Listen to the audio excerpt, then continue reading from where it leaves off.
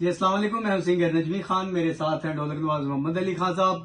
आज एक बहुत ही खूबसूरत सॉन्ग दिल दा जानी जो कि गाया है मैडम नूर जहां ने, मुझे बहुत पसंद है। उम्मीद है कि आपको भी पसंद आएगा।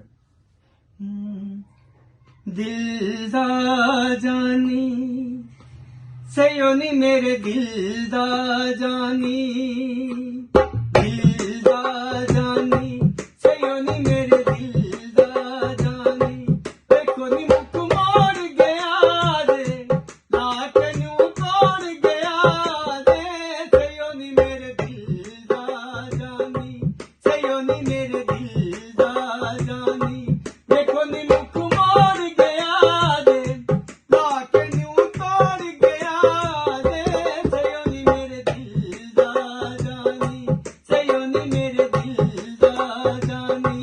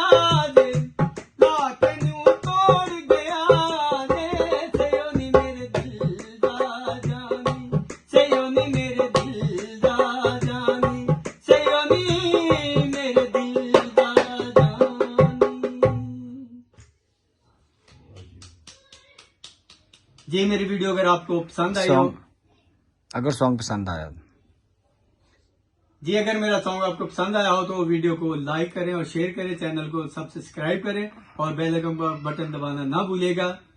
अल्लाह हाफिज।